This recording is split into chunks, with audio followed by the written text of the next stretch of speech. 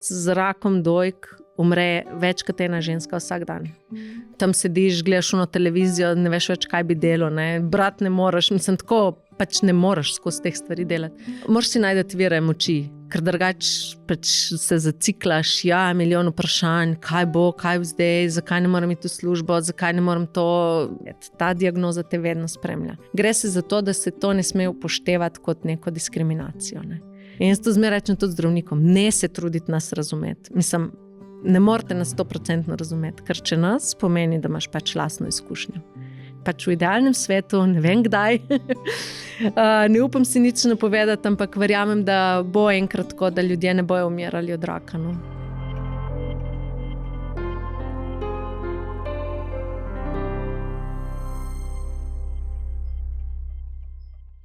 Hvala ti, res. Ker gledaš, ker komentiraš, ker deliš naprej. Mogoče se sploh ne zavedaš, ampak s tem pomagaš, da zgodbe ljudi, ki so se pobrali iz dna, najdejo pot do točno tistih, ki to potrebujejo ta trenutek. Našo misijo je podprlo tudi podjetje Incrementum, o katerem si lahko prebereš več tukaj spodaj. Hvala, ker tudi vi verjamete v našo zgodbo. In če želiš postati del te zgodbe tudi ti, smo ti spodaj omogočili članarino. Vsak še tako majhen prispevek pomaga ustvarjati te zgodbe, ki vračajo upanje. Sedaj pa uživaj v epizodi. Saj naš je na trenutke tako, ne zna pogledati v oči zares, pa podobne stvari. Ja, sej, ampak če mu daš pa Lego, to je 3 ure miru čistega. No, to pa ni ADHD. Upam, sklepam. Dobre, isto sem rekel Petri nazaj, da jaz sem recimo delal pred kakšnim letom, slavim, na internetu nek test, kao če sem jaz ADHD, ne?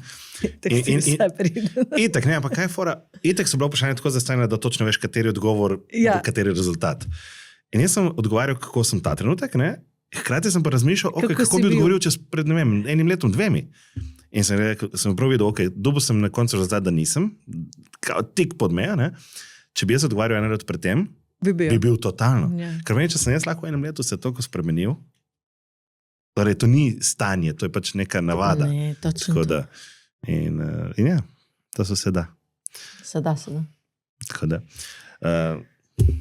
Tukaj si zapišem samo vprašanje, ki se me poraja vmes, da ne pozabim, da te lahko poslušam fokusirano, ni drugih stvari. To je pač jaz gledam tebe, noč ne gledam tega. Po želji. Mislim, da če gledaš mene, ampak tudi, če se zagledaš kam drugam. Ne, mislim, da kakšne kamere in to. Ne, ni nobenih pravil tukaj. Tukaj smo sproščeni, tukaj se pogovarjava, tako kot sva se dozajeva. To bi se tako kot sva začela, tako lahko nadaljujeva. Ti kar sprašuj, jaz kar bom povedala. Ja, upam, da prijega še kakšna pametna iz moje strani tudi. Tako da. Si imela ful gužve drugače v oktobru? Verjetno to tvoj najbolj delaven mesec? Ja, v bistvu se začne že septembra, oktober in zdaj se še november nadaljuje, pol decembra se ko mi umiri. Pa se tudi ful povezujete z moškim delom publike ali ni dejansko fokus samo na ženske? V bistvu se kar probamo na vse, zdrave in tiste, ki so že zboleli, se pa itak povezujemo tudi z drugimi društvi, tako da v bistvu osveščati treba vse. Ok. Tanja Španič, da te publika malo spozna. Oseba, ki imaš že ogromen vpliv na v bistvu skupnost rakavih bolnikov, ne? In še nedolgo nazaj pa, kako bi se opisala preden se je vse skupaj začelo? Ja, recimo, da je zdaj to moja kariera, ki je nisem načrtovala, oziroma ki ni bila nekako v planu. Ja, kar recimo, da delim življenje na življenje pred rakom in življenje po raku, oziroma diagnozi. Pred boleznijo, tam nekje v srednji šoli, sem jaz mislila, da bom jaz plesalka, ker sem plesala sodobni balet in tako kar zares. Nastopala, trenirala, no pa realnost dostopa študija v Sloveniji, ki ga pač takrat ni bilo. Sem se odločila, da bom študirala veterino, vedno sem imela rada živali, ne. Okay. Sicer moja varuška iz otroških let, ne, je rekla, veš, to ni božanje živali, bo treba tudi kaj, se nekaj vem, bom zdravila živali, ne. Še vedno bi se odločila za isti študij, meni je bil super, naporen in dolg, ampak super. Med študijem pa sem se že zaljubila tako v znanost, v raziskovanje, pač neke novosti, kako kaj izboljšati, kako vplivati na, ne vem, boljše zdravljenje recimo. in takoj, ko sem diplomirala, potem sem bila pol mlada raziskovalka na Centru za genomiko živali na veterinarski fakulteti. Wow. In tam sem raziskovala razlike med spoloma v možganih. Pri živalih ali pri ljudeh? Ja, to je bil, je še vedno laboratorij za bazične raziskave. Ne? Bazične pomeni, da to raziskujemo celične kulture, živali in tako naprej. Ampak z namenom, tudi kako je to pri ljudeh. No, in mi smo raziskovali mišje možgane, ker ne moramo glih ljudem brskati po možganih. V bistvu to tako bolj na celičnem in na genetskem nivoju, na nivoju genov, kje se kakšni geni bolj izražajo, v katerem modelu možganov, kako vplivajo hormoni na razvoj možganov, kako vplivajo geni na razvoj možganov. In potem smo primerjali te miške, tudi različno po spolih in ocenjevala sem še njihovo obnašanje, tako da to je tako en kup dela, zato da pol mogoče napišeš par člankov ali pa tisto eno nalogo, ampak to je tako enih 5-6 let dela, da to kaj narediš. A pa si odgotovila, če je tudi kakšna miš imela ADHD ali pa ADD ali kaj podobnega? Ja, v bistvu sem, kolegica se je bolj s temi ukvarjala, s temi motnjami, vsak je imel neko drugo bolj temo, ker nas je bilo, 3 smo v laboratoriju delili približno iste stvari. Moje so bile bolj za agresivno pa anksiozno obnašanje in za spolno obnašanje. Tako da te 3 sem jaz bolj gledala, katera jih je bolj strah, kako se obnašajo, v neznanem prostoru, če so agresivne do druge živali in tako naprej. Wow. In to se pravi vezano njihovi geni, kako vpliva na možgane in potem na to obnašanje v neke situacije. Tako, zaradi tega, ker ene miške, ki smo jih imeli, so bile rojene brez spolnih žlez in brez nadledvičnih žlez. Tako da te smo pač mogli vzdrževati, da so preživele. In pol v bistvu na te miške niso vplivali njihovi hormoni notranji, ker jih niso imele. To je bila kot del genske napake? Ja, to je bila pač tako zdizajnirana miška brez enega gena in zato ni razvila teh organov. Tako da na ven so izgledali in samčki in samičke kot samičke. Pa smo jih pa mogli genotipizirati, da smo videli, kdo je res samc, kdo je res samica. V bistvu dvojno delo. Možgani. Možgani. In v prvem letniku tega mojega podiplomskega študija oziroma dela, ko sem stara 26 let, sem pač dobila diagnozo rak dojke. In to ni glih tista leta, ko sploh misliš, da boš zbolel ali pa da lahko zboliš za rakom. Oziroma rak dojke sploh ni pod 30 letom izjemno redka bolezen. Ampak se lahko zgodi. Bulico sem si tipala sama in vedno rečem, sem ful srečo, ker so me zdravniki jemali resno. Ker še vedno tudi danes slišim, mlada si, nič ti ni. Bo zginila? Nikamor ne bo zginila. Zato rečem vedno, karkoli najdemo, karkoli se nam zdi čudno, zatipamo, je treba pogledati, kaj je. V večini primerov ni rak, ampak lahko je tudi. Tako da pa smo se malo hecali, brain breast, so me hecali tudi kolegi, če bom zamenjala. Ne, nisem zamenjala. Ampak to je to. Pa je pa šlo. Seveda sem šla nazaj v službo, končala doktorat in tako naprej. Ampak pa sem pa bila srcem bolj v tej onkologiji oziroma, kako bi rekla, bolj zagovorništvu bolnikov in podpore bolnikom, tudi celemu sistemu. S pridom uporabljam vse znanje, ki sem ga tam dobila. Ampak pa je pa to postalo moja kariera, za katero pač ni izobraževanja. Zanimivo. Če se spomniš v bistvu trenutka, najprej ko si zatipala, Ker jaz se spomnim zase, recimo, ko sem prvič imel znak, da bi bilo, meni je bilo bolj strah, preden sem zvedel, kot potem, ko sem zvedel, da je to. Se pravi, ta občutek mi je bil večji strah. Kako si se ti počutila v trenutku? V bistvu je bilo tako, pri meni je kar nekaj časa trajalo, zato se pa v glavi lahko že malo pripraviš. Jaz sem najprej zatipala bulico in pa je bilo tako, čisto slučajno, nisem se redno sama pregledovala, kar zdaj vsem tako težim, . Čisto slučajno in potem sem rekla, bulica. nisem takoj pomislila, kaj pa če je rak, ampak tako res bulca, ok. In pa sem tako rekla, bom jaz pogledala, kaj bi to lahko bilo. Seveda sem pogooglala, ne, kaj bi to lahko bilo. Mislim, z vsem znanjem patologije in vsega, kar sem imela. In sem rekla, pri mladih ženskah je to večinoma pač neka benigna sprememba, ampak bom jaz vseeno poklicala mojega zdravnika. In jaz sem res poklicala mojega ginekologa. In je rekel, ja, v redu, počakamo še en ciklus, ne, menstrualni, in pa bomo videli, če je še tam. In je bila res še čez en mesec tam. Ga pokličem nazaj, še vedno je tukaj. Je rekel, ok, pridi. Ne, in tako res je bilo zdaj vse tako mirno, ultrazvok, lepa kuglica, lepih robov, ne, tako vse je kazalo, da je sprememba benigna, ampak vseeno je rekel, da bomo vseeno punktirali. In res smo punktirali in tudi izvid je potrdil, da je benigna sprememba. Ok, vse v redu, ne. Ampak ker je bila kar velika bulca, je rekel, Mededit, bomo mi to pogledali še čez nekaj časa, ne. No in pa res čez enih 10 mesecev, jaz tako rečem, meni se zdi, ta bulca raste, ne. Pokličem, me res naročijo nazaj, prijem nazaj, res je bila večja. Nismo punktirali še enkrat, ampak je rekel zdravnik, deva se kar zmeni, da bomo to dali ven. Ko boš imela čas? Kdaj bom imela čas? Ne, tako skozi je neki, ne. In pa smo rekli, dajmo konc poletja, takrat bo čas, ne. No in so res se zmenila za avgusta in prijem sta avgusta na ta poseg. Ampak sem rekla, meni je to nekaj čudno. Tle nad bulco je že malo tako rdeča koža. Vsi panika? Ne bomo operirali, bomo še enkrat punktirali. Ok, še enkrat punktiramo. In jaz sem čist mirna ta čas, ker ni mi bilo nič tako. Mal sem mogoče študirala, kaj pa, če bi bil rak, ne, pa to, pa moja sestrična onkologinja, sem še njo malo gnjavila, ne. No in pa me je zdravnik nazaj poklical, ne. In pa veš, ko te kličejo, da nekaj ni v redu, ne. In pol je rekel, nekaj ni v redu s tem izvidom, ne, kao pridi v Postojno.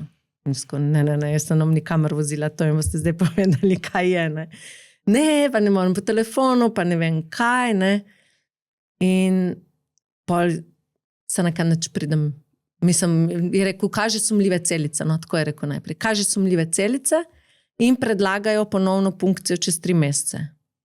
Sko nobene 3 mesece, jaz grem to takoj, ne. Je rekel, ja, se strinjam. In mi je dal takoj napotnico za onkološki. Ko sem prišla tja, ne, to se je pol že vse malo tako odvijalo, so bili kar tako malo, pa kaj zdaj še ena punkcija, pa tle se še vidi vbod od prejšnje, milijon, dali so mi še dodatne papirje za podpisati, da na lastno odgovornost hočem še eno punkcijo. In sem se seveda, pač ne bom čakala še 3 mesece, da vidimo, kaj je. Ampak pol, ker je ta zdravnica zapičila tisto iglo, je začela sem tako zlagati predmetnice in mi je že bilo tako kar jasno, ok, ona že neki sumi, ker ima toliko izkušenj, pa so začela vprašanja, a je kdo v družini že imel raka? Ne, vse tako.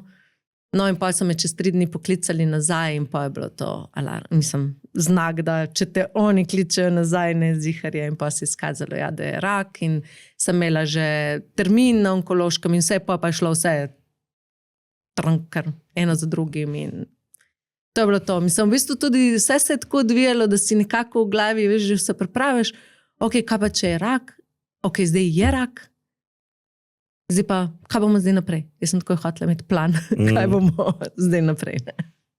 To je zelo proaktivno. Si kdaj obstala v strahu slučajno? V bistvu tako, čisto takrat nikoli nisem pomislila, zdaj bom pa umrla, ali pa zdaj pa je to konc. Skozi sem imela, ok, zdaj moramo to rešiti in videti, kaj je, ne? Tako, ta negotovost, kak bo plan, to je bilo mi najtežje, čakati na vse te izvide, preiskave, slikanja, krvi, kosti, vse, kar ti pač naložijo, da moraš iti. Pa, ko sem imela najprej kemoterapijo, ne, ko sem zvedela, ok, kemo, operacija, pa bomo pa videli, kako naprej, pa mi je bilo ful lažje. Najbolj strah me je bilo operacije. Bolj strah operacije kot kemo? Ja, ker sem se kar malo bolj z anestezijo ukvarjala. Tako, ok, sam da mi dobro naredijo anestezijo. Tumor, tisto dojko bo je že zrezali. Ne. Tako v bistvu, ja, najbolj me je bilo strah operacije. Da ne bi jaz čutila kaj, da se ne bi vmes tam kaj zbudila. Ok, wow. A to imate vsi znanstveniki takšne strahove drugače? Ker pa se bomo še mi zamislili. Ne, kaj pa vem, mislim tako, pač verjetno, res sem velika anestezija delala, ne, tako da sem točno vedela, kera faza, kaj dela, ne.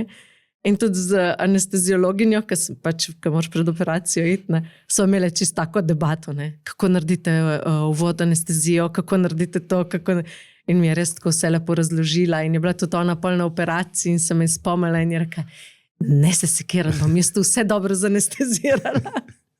Wow. Tako da, ja. Ok. Ti mogoče zdaj opiši to funkcijo, kaj pomeni mogoče, zato ker si po mojem vsaka ne zna predstavljati, kako to zgleda, pač, kako to vpliva, kaj sploh je ta poseg.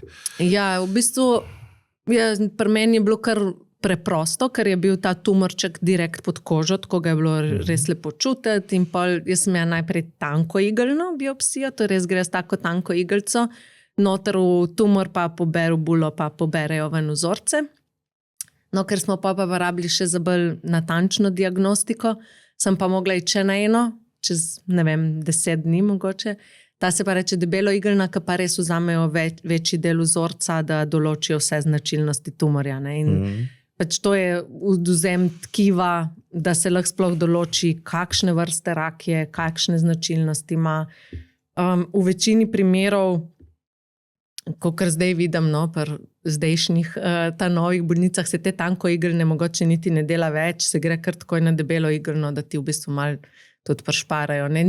Mislim, to ni nekaj zelo, zelo bolečega, ni pa tudi nekaj prijetnega, da bi se ti zdaj hodil tam vsak teden malo na odvzem tkiva. Zakaj bi pa pri tebi takšen problem, da si bila 10 dni razmaka samo imela? Je to dejansko slabo, negativno vpliva? Ne, v bistvu bolj kot špikamo, ne, tkivo tudi dovajamo noter kisik in seveda tudi hrano za celice in se v bistvu izogibajo takim pretiranim posegom. Ne pa, če je treba, ja, ne, ampak če ni treba, pa raj ne. Na srečo, ne. Mislim, to je bilo res že 17 let nazaj, je zdaj to šlo že zelo, zelo naprej in so tudi drugi postopki diagnostični in danes bi skoraj 100% rekla, da bi bila drugačna diagnostika pri meni in zdravljenje in vse, ne. Ampak očitno je to tisto delovalo, če sem še tle, ne. Jaz sem, ful smiselno vprašanje bi bilo, a si preživela, veš? Ok. Kako si doživljala ti to kemoterapijo? Ja, kemoterapija je res nekaj, kar, ne vem, si ne predstavljaš, kako bo, ne. Nekaj veš iz filmov, tako jaz sem si pač iz filmov predstavljala, ne. Sem pa res, no, že takoj na začetku, prvi dan, ko sem bila na onkološkem, spoznala tudi najnega skupnega prijatelja, Jako. Bil res tako splet okoliščin, da sem bila tam, sem pač srečala eno mojo prijateljico in so mi kar takoj povedala, jaz sem pač povedala, kaj se mi je zgodilo in je rekla, veš kaj, ti moraš spoznati Jakata, to se sta ful razumela, tle njegova številka, ti ga kar pokliči in jaz sem ga res poklicala, ker sem že vedela, da bo kemo in vse. In je rekel, lej, nič ti ne posluši v njih, ti si mlada, to bo čist drugač. In v bistvu je bilo res, jaz prve kemoterapije skoraj čutila nisem. Ne vem, ali si toliko bolj v formi, ali kakorkoli, dokler lasje niso začeli izpadati, pa sem si rekla, aha, to deluje, ne. Ker sem pač sedela, čakala, kaj zdaj to bo. Ja, sej so, čutiš neka zdravila, ampak ne veš, ali je to tistih proti slabosti, ali je to kemoterapija, tako pač vse čutiš, da se dogaja v telesu, ampak ne veš, kaj to je, ne. Mislim, nisem bila na začetku utrujena ali pa karkoli, to je prišlo pol z vsakim ciklusom. No in v bistvu prva terapija, tako sem že skoraj pisala zdravnici, kaj so mi to sploh dali, ne? Pa ko so začeli lasje izpadati, pa so nekaj, deluje, ne? Mislim, ko tudi to izpadenje las si ne predstavljaš, dokler ti ne začne, primeš pač in res ostanejo šopi las v roki. Ni tako, ko si reče, si tudi meni mali izpadajo lasje, ne? Ne, to je drugačne. Tako da... Ja, potem pa z vsakim ciklusom je bilo v bistvu... Ne vem, če je bilo težje, ampak bolj čutiš vpliv na telo, ne? Utrujenost, pač nezmožnost karkoli narediti. Ne? Takrat sva s fantom živela v 5. nadstropju brez lifta, kar je pomenilo, da sem lezla gor, ampak sem vsak dan šla dol pogledati, če je pošta, ne? Da sem šla po stopnicah. Ja, pa ti začne zmanjkovati energije. Pač enostavno ne moreš. Ne? Tudi če bi, pač ne moreš. Tako da ja, ni bilo pa neki, ne vem, bruhala sem samo enkrat, ampak to s to, ker sem se očitno prenajedla. Meni je pač kemoterapija ful odprla apetit, kar je po navadi bilo drugače. Sicer ja, spremenil se mi je von, okus, vse. Če sem jaz kuhala, je bilo super, sem lahko jedla vse. Če je kdo drugi kuhal, sem mogla iti stran, ker so me pač motili voni in vse. Sem pa vsako rundo kemoterapije dobila 1-2 kile gor. Zanimivo. Ja, meni je ful odprlo apetit. Ja. Ampak sklepam, da je to dejansko bolj zdravo, kot pa da zgubljajo umeti samo kemoterapijo? Pač? Ja, načeloma mislim tako, z mojo zdravnico so imeli res tak dober odnos in je rekla, sam hujšat mi ne, tako, pa so se že hecale, no, koliko je zdaj kilc, ne, tako. Ja, prvi teden, mogoče prvih par dni, da mi je malo manj pasalo, jaz pa manj sem bila aktivna, ne, kakor prej. Ampak ja, bistveno verjetno slabše bi bilo, če hujšaš, pa pač telo nima potem moči, ne. Kemoterapija požreje ogromno moči, ne. In ja. Si imela torej samo kemoterapijo, poleg operacije, si imela še kakšno obsevanje? Ja, najprej sem imela kemo, prvo operacijo, pa obsevanja. Na srečo je bil kar dober učinek kemoterapije, tako da nismo pol nadaljevali. Pa sem imela še obsevanja in potem zaradi vseh tveganj in značilnosti tumorja in starosti oziroma mladosti, kakorkoli vzamemo, smo se vseeno pol odločili za odstranitev še druge dojke. Prvo so mi samo eno dojko odstranili, pa so mi še drugo čez slabo leto in potem sem šla še na rekonstrukcijo, tako da je bilo vse skupaj 4 operacije, ne, in to mogoče zveni tako, operacija dojke, ne, mislim, so kar velike operacije, ne, tako da jaz vsakmu rečem, če ni treba, ne bi šla. Je pa pol tako, ne, tudi rekonstrukcija, mislim, na srečo jo imamo dostop, imamo res vrhunske tudi kirurge, da se potrudijo, prilagodijo čim bolj vsaki ženski, kar si želi in kar se da narediti. Ja, in tako da je to trajalo vse skupaj 2 leti pa pol. Od začetka do konca, recimo to neko. Tisto primarno zdravljenje je po obsevanju bilo zaključeno. Sem pa imela pa še 10 let hormonske terapije, tako da all in all je kar trajalo. A bi danes vseeno šla na operacijo, recimo v tvojem primeru? Ker si rekla, da če ni nujno, da drugo stran, misliš za drugo stran, to preventivno ali... Da imamo oboje. Pač. Ja, ne, ena stran je bila pač treba, ne, ker je bil tak tumor, ker vedno se oceni, koliko, moj tumor je bil kar velik in se sorazmerno oceni na velikost od dojke in pač koža je bila že tudi infiltrirana z rakavimi celicami, ne, tako da druga stran je bila pa tako, se pa oceni tveganje za možnost ponovitve na drugi strani. Zdaj po moje bi šla še enkrat, zaradi tega, ker je bilo res tako visoko tveganje in tudi včasih ni fajn, da tukaj dosti veš, kakor veš. In to so z mojo onkologinjo sem debatirala, ne, in greš tudi na genetsko testiranje in vse. In pa mi reči tako, 25% imate možnosti, da se vam v 5 letih ponovi na drugi strani. In pa sem nekaj tako, imela sem 1 promil možnosti, da sploh zbolim. Tako je za me tisto bilo že 100%. Kaj pol teh 25%, ne vem, 2500%, da se mi bo skoraj zihar. Mislim, tako moraš, sicer to je statistika, ki je zdaj ful poenostavljam, ne? Ampak ko so tako debatirali in je reka, ja, si se kar strinjam. Tako da v bistvu je vedno treba pogledati individualni primer in tudi, koliko je v bistvu to breme, ja, se narediš vse, ne? Ampak v končni fazi, mislim, ko si enkrat šel čez to, ne, tako si res želiš, da ne bi še enkrat šel čez to, ne. Pač narediš vse, kar se da preprečiš. Na ene stvari pa pač ne moramo vplivati, ne. Tako da to je tisto, kar lahko naredim, da preprečim ponovitev oziroma nastanek bolezni na drugi strani. Torej, ti si imela najprej benigno in potem to se vseeno razvilo. V koliko procentih se to zgodi ponovadi?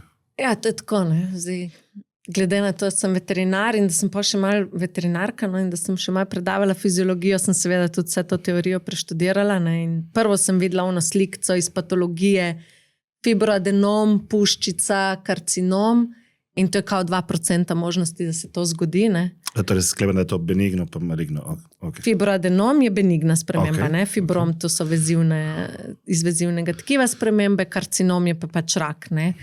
Tako da ja, lahko se to zgodi in je to res redko. Očitno sem smela tako ogromno loterijo, promile na promile in seveda se ti vse to lahko zgodi. Lahko je pa tudi tako, sicer tudi to opisujejo v literaturi, da so lahko mešani tumori, ne, in je lahko bila tudi ona prva punkcija odvzeta, tako da se je vzelo sam iz benignega dela, lahko je že tam bil maligni del. Lahko je to res že leta in leta raslo. Ne, ampak ja, lahko tudi benigne spremembe, sploh v žleznem tkivu, ne, dojka je žlezno tkivo pod vplivom hormonov, se ta sprememba, ta transformacija lahko zgodi. Nažalost sem spoznala še kar neki ženski, so imele prej fibroadenom, pa se je pol spremenil. Ne pomeni to, da je treba zdaj vse fibroadenome po tekočem traku odstranjevati, vedno se jih spremlja in te ženske, ki jih imajo, se jih spremlja, tako da je prav to spremljati. Če so pa veliki, se jih tudi odstrani. Ne? In to je bil v bistvu tudi načrt pri meni, ampak je očitno vmes se še transformiral v karcinom. Te bilo kdaj strah v tem procesu dejansko? Ja, obakrat me je bilo najbolj strah pred temi operacijami. Ta prva mastektomija, dobro, vse vedela sem, da so kratke operacije, ampak v bistvu ne veš, kaj pričakovati, ne veš, kaj bo pol. Ne? Tako, do tega trenutka nisem imela nobene operacije, ne nič, tako da nisem vedela, kako bo. Ok, v lokalni anesteziji neka znamenja, to ja, ampak to ni nič.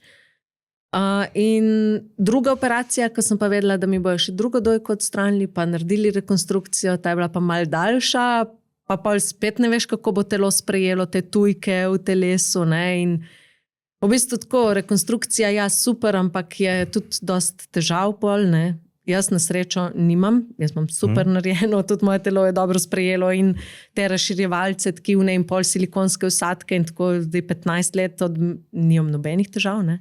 Kakšne pa so lahko težave? Ja, naredi se lahko kapsula okoli, ne, telo zavrne, to je tujek ne, v telesu in pač telo ga omeji, naredi kapsulo okoli tega vsadka, ta kapsula lahko postane trda, se vsadek zdeformira, lahko vsadek poči, lahko se obrne, lahko se premakne, mislim, vse sorti vidiš, ne.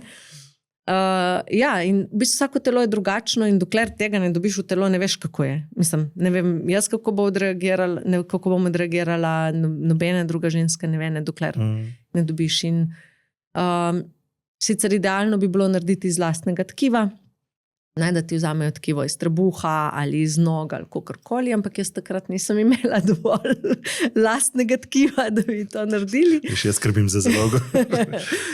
Tako da smo se pol odločili, da je taka rekonstrukcija primerna. Mislim, jaz res tako, ja, stranka je bila obsevana, se je zelo počasi širila, ne, ker to najprej ti dajo tako eno tako vrečko noter, tkivni razširjevalec in potem se polni z fiziološko raztopino, ne, da se koža raztegne. Ne. In to je šlo zelo, zelo počasi, ker je bila koža prizadeta od obsevanja, trda, sicer na ven ni izgledala, ne, da bi bila karkoli, ampak ni bila več tako elastična. In tako da se je kar kirurg fajn matro z mano, da sem vsak teden dobila malo tiste fiziološke tekočine, da se je lepo razširil ta razširevalec in potem smo zamenjali to z silikonskimi vsadki. In zdaj od takrat so pač noter. Kako je pa partner sprejemal to pot? Ja, mislim, super sreča sem imela, da je bil ves čas ob meni. Zdaj, ko gledam nazaj, ugotavljam pač, da so bila res ful mlada, ne? Takrat se nama ni zdelo. In tako je zelo se vključeval in spremljal vse, vedno je šel z mano na vse preiskave, preglede, terapije, tako tudi na kemoterapijo, zmer sva se zabavala, tam so nas po moje še drugi gledali. Pa sem že enega gospoda, ker sva imela vsake 4 tedne istočasno terapijo, da ti pač ni dolg čas tam, ne? Ker pač nekaj časa teče tista terapija in sem vedno imela družbo, da nisem pač tam sama sedela. Tudi ko smo prišli pač do vprašanj, kako pa kaj, ne, in ohranjanja plodnosti, recimo takrat tega pri ženskah še ni bilo, ne, to je bilo leta 2008. Tako zelo, ker sva se tudi pogovarjala, okay, a bova sploh kdaj lahko postala starša ali ne. Je tako rekel, meni vseeno, sem, da ti si živa. Ne. Tako dajmo se zdaj sfokusirati pač na to. Ne. In ja, se to te malo pomiri, ne, sem pač, ko pol razmišljaš naprej, ojoj, kaj pa zdaj takemu dela mojemu telesu, ne.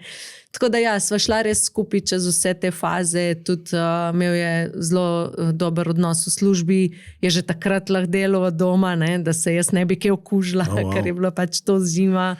Vedno je dobil prosto, ko je šel z mano na terapije, niti ni rabo dopusta, so ga v službi pustili, tako ker smo vsem vse povedali, nič nisva skrivala. Tako res, tudi prijatelji so k nam prihajali, je bil on stražar, kdo je prehlajen, kdo ni prehlajen, kdo lahko pride. Tako no, sva šla čez nekako kar skupaj, mislim, sva kar skupaj vključena v to. Tudi pol naprej, ne vem, pač zaradi terapiji sem praktično pri 27 bila v menopauzi, ne. Še celo so mi potem dali injekcije, da sem ostala in so se vedno tako hecala, ne, si za žensko v menopauzi si kar v redu, ne. Tako da, doskrat sva obrnila kaj tudi na hec in tudi tako te operacije sva vedno tako predebatirala, ok, kaj zdaj v tem trenutku najboljš, tudi za rekonstrukcijo, ne, kaj tako v nič me ni silo, ne, ali pa zdaj moraš iti na rekonstrukcijo, ali pa zdaj ne, ali pa kakorkoli. Tako, res sem imela ful dober support in od partnerja, in od družine, in od prijateljev. Vsi so bili vključeni v ta proces.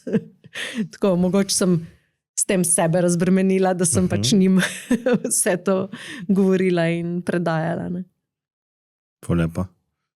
Ja, mislim, meni je bilo res tako. Verjetno je bilo pač mojim staršem bolj grozno, kot meni, ne, to sem še lepo. Ste se kdaj pogovarjali o tem? Ja, v bistvu tako pred 4 leti je mama potem moja zbolela za melanomom in sem bila v bistvu jaz z njo skozi skupaj, ne. In šele takrat sem začela tako bolj razmišljati, ok, verjetno je bilo njej takrat ful težje kot meni. Ker je bila v bistvu ona stara 50 let, ne, ko sem jaz zbolela in je ona prihajala v leta, ko si bolj ogrožen, zbolela je pa mlajša hči. Tudi meni je bilo najtežje povedati staršem, vsem sem povedala, ne, tako, imam raka, tudi sestri in vse. Samo ona je rekla, ti moraš povedati mami, ne. Tako da verjetno je bilo res staršem bolj težje kot meni. Ker ti si pač tam, vse se vrti okoli tebe, in tako sem bila mlada, zdrava, ne, ker čez noč si zdaj neki onkološki bolnik, ne. Bolnica, številka, ne vem kjera. In v bistvu kot svojci pa ful nemočen. In v bistvu, ko je bila zdaj mama, ne, sem jaz videla, kako si v bistvu ti nemočen. Ja, pač ona je šla na operacijo, šla ona na terapije, ne, in je super šla čez, ne, vse je v redu.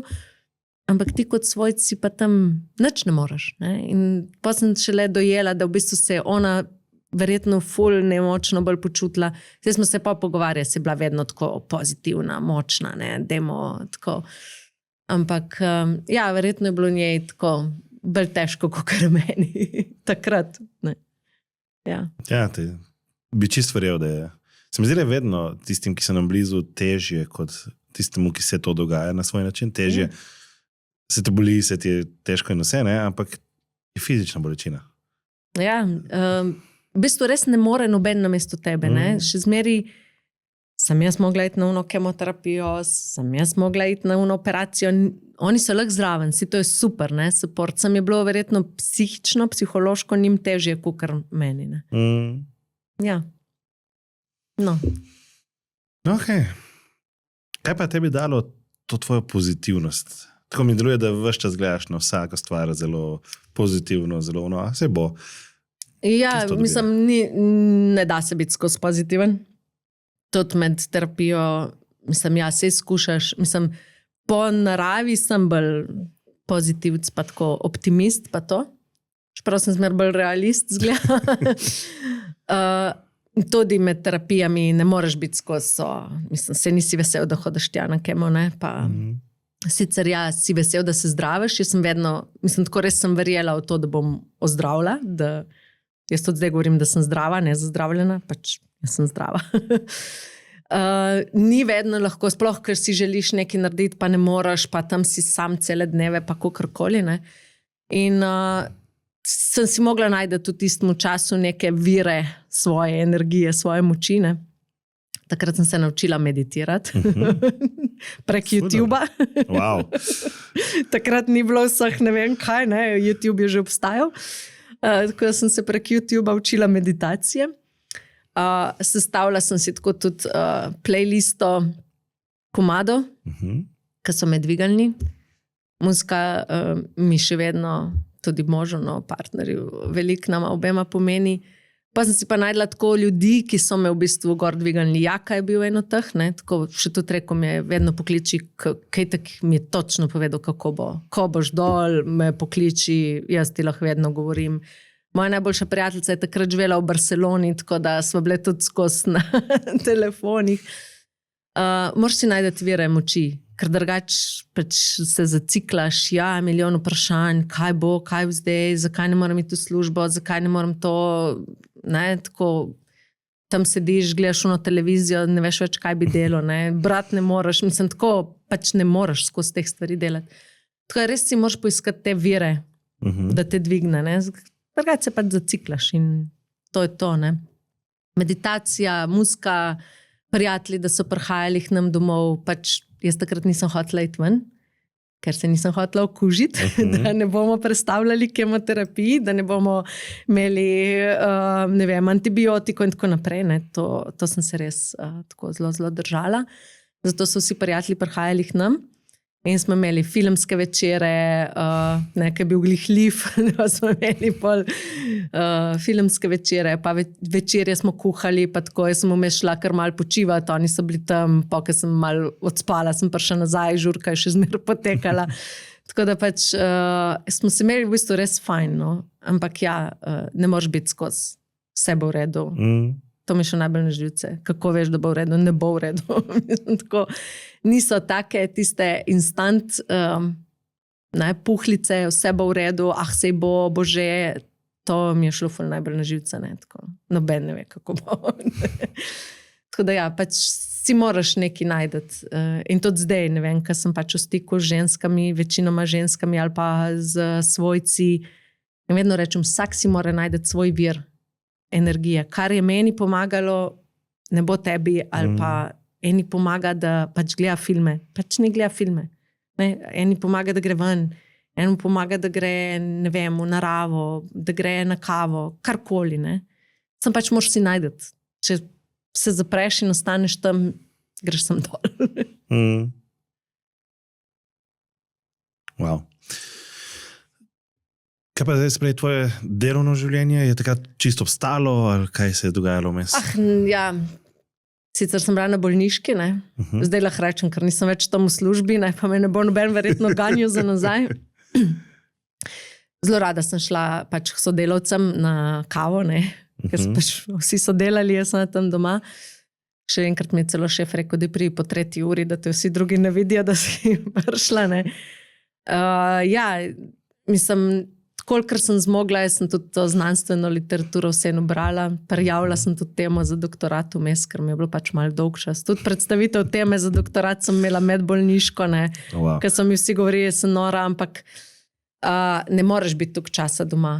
Vmes sem sicer prišla v službo, ampak ker sem imela status mladega raziskovalca in status študenta in vse tako naprej, so naše gospe v kadrovski kar malo znorele, ker sem pa spet šla na bolniško, ker sem imela spet eno operacijo, ker se je to vse skupaj vleklo.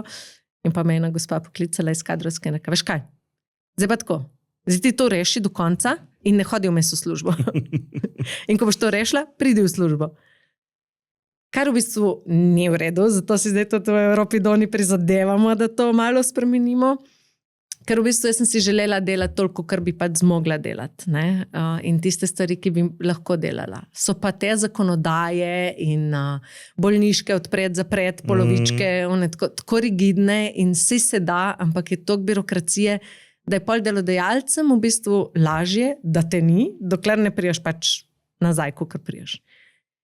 In pa sem res v bistvu tako potiho doma delala določene stvari, kar se je pač dalo, ne, brala sem lahko, pisala sem lahko, ne, pač nisem delala poskusov. In tako da sem predlog teme in te stvari, ker sem lahko naredila, ta čas vse naredila, ne. Tako da Pa, ko sem prišla, sem pa začela z delom na miškah in tako naprej. So te kaj pogrešali vmes? Zihar. Pa smo v bistvu bile tako približno na istih terapijah, tako da smo se štekale. V bistvu je bilo ironija. Moja je še ta, ne, da sem imela hormonsko pozitivnega raka, ko sem bila proti hormonski terapiji. Zraven sem pa moje miši tretirala z istimi hormoni, na katerih sem jaz bila. Tako smo se nekako štekali. Pa tudi, ker sem bila v menopauzi, ne, sicer umetni,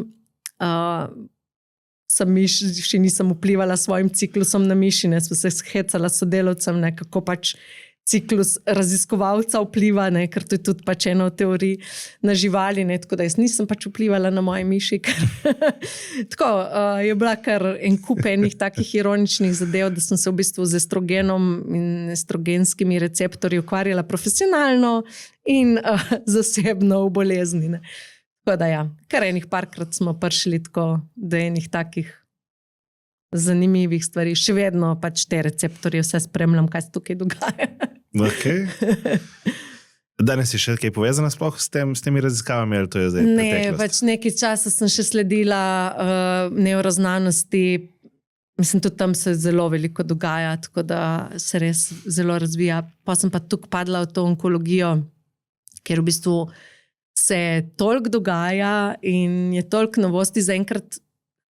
Na srečo imam tisto znanje molekularno, kar ga imam, da še razumem, ampak mislim, da bom počasi tudi tle mogla neke nove stvari študirati, ne, da bom lahko sledila temu, ker v bistvu tako, kar smo mi raziskovali tam enih 15 let nazaj, se v bistvu še vedno vse te molekularne metode, zdaj te molekularne metode prihajajo v kliniko, ne, in tako da to še nekako razumem. Ok.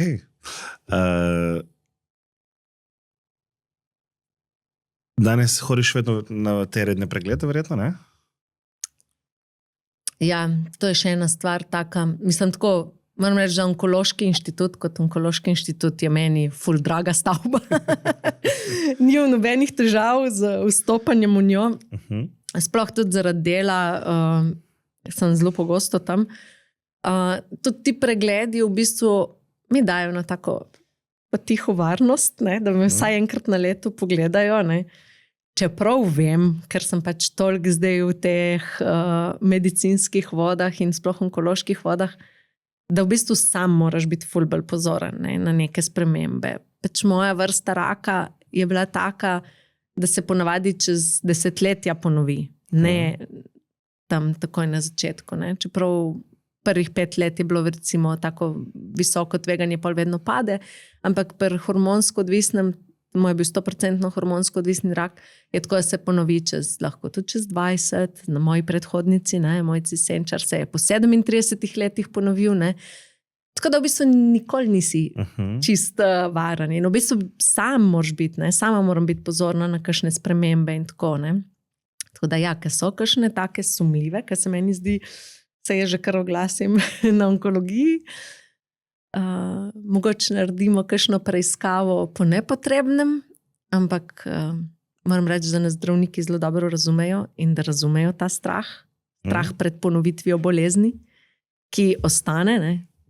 Lahko se ti, ne vem, brazgotine, posledice terapije, to te vsak dan spomne pač na bolezen, ne da aktivno razmišljaš, imela sem raka, boga jaz, ne. Sploh ne, ampak in potem, ko ne vem, je kakšna čudna bolečina, ki vztraja nekaj časa, je definitivno priporočljivo, da greš se pokazati, ampak tako da kakšenkrat grem na kakšno slikanje, na kakšno preiskavo, da pogledamo, kaj je, ne. In pa sem tudi jaz bolj mirna, da pač, če ni nič, ne, da vemo, da res ni nič. Jaz se spomnim, prvih 5 let, recimo, jaz sem bil vedno, ko sem bil doma, sem bil miren. Jaz spomnim, ko sem prišel na preiskavo, tik potem, ko sem jo opravil in sem čakal tistih x minut na izvide, takrat je meni bilo edino strah. Ampak vsakeč je bilo rahlo malo notri, kaj pa če bo na koncu, ne? Polko je bilo vse v redu, do naslednje preiskave jaz enkrat nisem pomislil, da bi lahko se kaj spet zgodilo. Ne? Ponovno, ko sem bil tam, malo stisne. Čist malo. Ne? Tako da... Najtežje je čakati na te izvide. In to je neki pač ta negotovost. Ja, so recimo, ko greš neki slikati ali pa neki, ok, ne, pa tisti čas, dokler ne pride izvid, ne. To je najtežje. Pa, ko veš, kaj je, se nekako že soočiš, spoprijemaš s tem, ne. Ti si imela potem vseeno tako lokalno, tebi se ni razširilo še nič takrat, ne? Ja, jaz sem imela kar velik tumor v dojki in koža je bila infiltrirana, ali ko se reče pač lepo po slovensko, so bile že rakaste celice v koži, na srečo pa ni bil še niti v bezgavkah. Tako da zaradi same velikosti tumorja, ker je bil večji kot 5 cm, so me označili za lokalno napredovalo bolezen. Ne? Tako da te diagnoze tako v štartu zvenijo mogoče ful grozno, ne? In se pač kot bolnik malo, stadij 3B je pri meni pisalo, ne? In pa spet greš pogooglati, ne? In kaj stadij 3B je lokalno napredovala bolezen. Ne?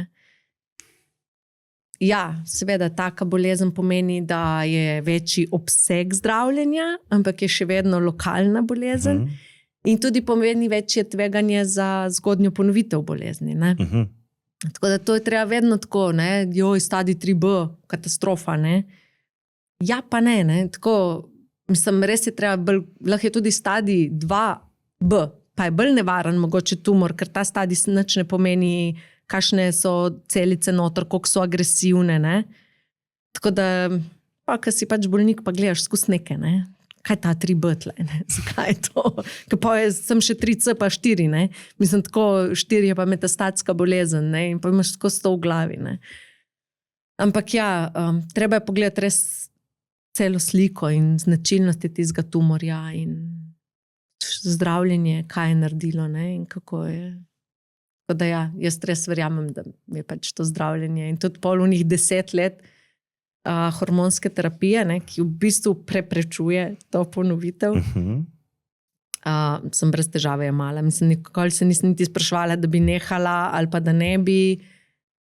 Sicer sem kakšenkrat pozabila vzeti tablete, ne, ker sta bile 2, zjutraj, ena zvečer, ampak sem imela reminder v telefonu, tako da je piskal telefon zjutraj in zvečer za tablete. 10 let je to zaradi tega, ker je največja nevarnost ponovitve, samo 10 let ali je po 10 letih dovolj? Ne, v bistvu tako, zdaj ta protihormonska terapija, ne, mislim, mi rečemo po domače bolj hormonska terapija, ampak dejansko zavira hormone, oziroma preprečuje, da bi hormoni delovali. Učinkuje na ta način, da preprečuje te zgodnje, pa tudi kasnejše ponovitve, ker ima tak podaljšan učinek tudi za naprej, ne. Ker lahko je kakšna rakava celica, ne vem, nekam pač šla, zdaj tam je spala nekaj časa, ne, in potem se zbudi in če si pač na ti terapiji, jo tvoj imunski sistem najde, odstrani in je pač ni več, ne. Ker vedno imamo rakave celice v sebi. Vedno. Sam pač, če naš imunski sistem dobro deluje in če se vse odvija tako, ker se mora, jih prepozna in izloči. Če pa se te celice nekam primejo, zaradijo, rastejo, pride v bistvu do bolezni. Ne. In zato je pomembno, ne, dosti žensk, ki imajo recimo težave s to hormonsko terapijo in stranske učinke, ustrajajo na tem, ker se zavedajo, da pač jim to preprečuje ponovitev bolezni. Ne. In večina si pač želimo narediti vse, da bi preprečili ponovitev. Pa je to zdaj nekaj, kar bi ti lahko imala do konca življenja, če bi se tako odločila? Ne, ker ni smiselno. Okay. Mislim, to pač zato imamo raziskave, zato imamo te velike metaanalize, ne, to so analize pol že večjih raziskav, ki so združene skupaj, rezultati sledenja dolgoletnega, da pač po določenem času ni več nekega efekta. Ne. Pa si tudi in starejši in vse, tako da ne moreš da vsega preprečiti. Ne. Mislim, na to glih ne moramo vplivati. Ok.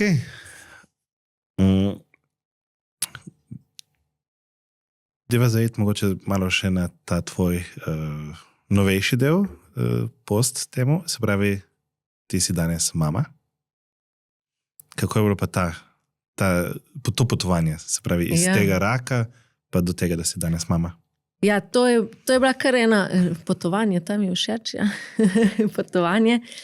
V bistvu, 2008, ko sem jaz zbolela, ni obstajalo še ohranjanje plodnosti za ženske. Za moške, by the way, obstaja od leta 1991. A to govorimo o banki, ali to govorimo? Ja, se pravi, da pač, ko zboliš, da ti lahko shranijo tvoj zarodni material, se pravi pri moških spermije, pri ženskah ali jajčne celice ali že zarodke. Ne? In pač takrat tega ni bilo. Jaz sem sicer vprašala, sem še celo rekla moji onkologinji, pa če mi kar odrežete košček jajčnika, pa se kdo ve, kaj bo čez 10 let. Ne?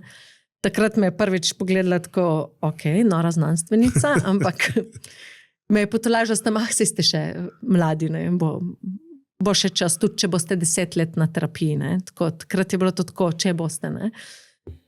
Ja, ampak pol res po enih 2 letih, ne, po kemo se začneš spraševati, kaj ti je to naredilo na telesu, 10 let terapije. In ko sem jaz v bistvu zaključila terapijo, sem bila stara že 37 let.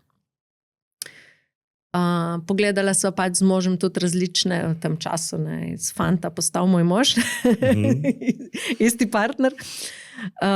Gledala sva tudi možnosti posvojitve, ne, pa se pač začneš pogledovati z različnimi možnostmi, če si pač želiš postati starš, ni bilo tako, naredila bova vse za to, ampak sva gledala tudi te možnosti. In v bistvu, ko pripravljaš tudi to dokumentacijo za posvojitve, rabiš en papir, ki je zdravstveno spričevalo, da potrjuje, da si zdrav. In malo sem začela takrat spraševati in v bistvu ni bilo neke zakonske podlage, da bi lahko, ker zdravnik meni to napisal, ne? Ampak je rekla moja onkologinja, če boš 10 let po diagnozi brez bolezni, ti mi je to napisala. Ne? Tako da, to sem nekako pol imela, to bi nekako šlo.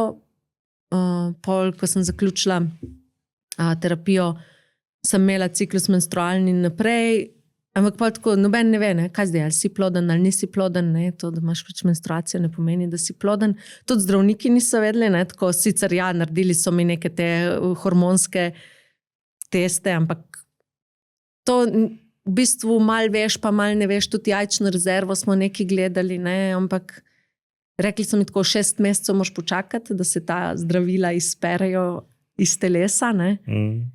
In v bistvu res sem pol pri sebi videla, da je organizem rabil teh nekih 6 mesecev, da se vse to izloči in da začne normalno ciklirati.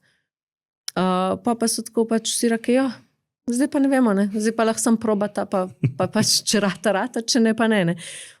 Smo pa v tem času dobili še rezultate ene študije, kjer sem tudi v usmerjevalnem odboru vključena, pozitiv študija, res zelo pomembna za mlade ženske s hormonskim rakom dojk, ker smo že vedeli rezultate in smo vedeli, da pač tudi, če bi šla na umetno oploditev, je varno in vse. Ne? Tako vseeno ti to malo odpre neke možnosti. No in pa v bistvu midva sva imela kar srečo, zdaj lahko rečeva, da sva imela res srečo, da nama je dosti hitro uspelo in da sem pol naravno zanosila, ne? Tako, ko sva se pogovarjala, sem rekla, sem tako, da bi do 40 leta rodila. To sem si nekako v glavi zadala. Sej ni, mislim, to pač je tako kar neki, sej nima nobene veze, tako, ampak to je bilo nekaj mojega, kar sem si tako zamislila in pa, ko sva zvedela, da sem noseča, je to prvo rekel mož, zdaj boš pa rodila pred 39 letom. Tako da v bistvu res dosti hitro namaratalo in nosečnost je bila res brez težav, doma res da je zdravo punčko, mislim tako, je res zelo veliko vredno. Tako da pa sva rekla, zdaj omava, zdaj to in zdaj se ne bova več igrala naprej, da ne bova še karkoli riskirali. Ne, mislim, bila je vedno želja, da bi postala starša, ni bilo pa to tisto, zdaj pa za vsako ceno. Tudi v tem so se pogovarjali, kaj pa, če ne bova pač postala starša, pa pač ne bova. Ne. Življenje se spremeni, prej sva veliko potovala, hodila na koncerte, pol malo manj in zdaj, ko je pač otrok malo večji, spet lahko te stvari počnemo in tako ne.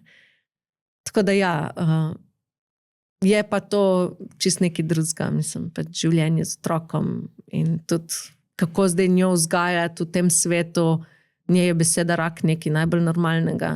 Pač reče, da mama dela raka dojk. Ne, mama ne dela raka dojk. Ne. Tako, tudi onkološki inštitut, Roza Pentlce, to pač ni nekaj, s čimer odrašča. In pa vidiš, da v bistvu otroci čist drugače gledajo. In tudi na bolnike in bolnice, ki jih je tukaj zdaj spoznala, pač brez nobenih predsodkov. To je del življenja. Ne. Torej je večkrat s tabo v... Ja. Okay.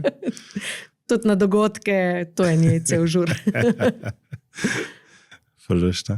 A si ti zaznala, se pravi, ko si končala s to hormonsko terapijo, si ti zaznala kakšno spremembo pri sebi, v karakterju, v občutkih, v telesu? Mislim, da ta hormonska terapija, to je bil bolj tako hec, ko so mi ženske, ki so že imele prej, ne, to izkušnjo, da so končali, so rekli, videla, pa se boš ful pomladila. Se nisem pomladila. Ne, jaz mislim, da tako, ne bi rekla, da me je ta terapija spremenila, čeprav sem si tako tudi na začetku govorila, rak mene ne bo spremenil. Ne. Mislim, itak se skozi spreminjamo. Nekako sem se upirala te ideji, ne, tako, joj, rak me ne bo spremenil, ampak me je spremenil. Mislim, pač čez nekaj časa si pa priznaš. Ne. Pa ti malo drugi povejo, da si že malo drugačen, ne, kot prej. Definitivno si v svoji glavi spremeniš prioritete. To absolutno. Jaz mi tako rečem, pol, ko sem si priznala, da me je rak spremenil, ne, da me je tudi naredil malo bolj egoista. Ampak v tem smislu, da mogoče bolj poskrbiš zase. Ne. Da narediš neke stvari, ki jih prej ne bi, ali pa bi jih tam odlagala, ne. Zdaj pa pač ne, zdaj jih pa pač narediš zase. Pa tako res je en tak učitelj. No. Meni se zdi, da je, vsaj meni je moj rak del mojega življenja, tako nočem postati, ne, nočem se pravč identificirati s tem, ampak je pa moj učitelj.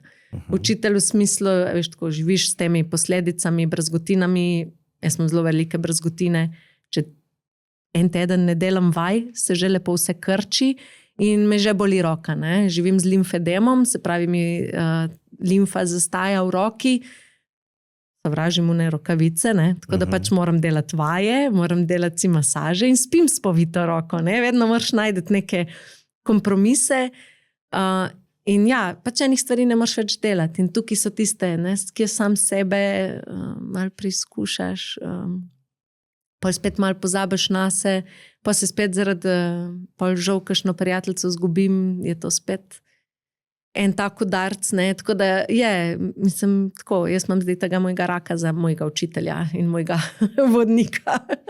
Dobro. Jaz moram,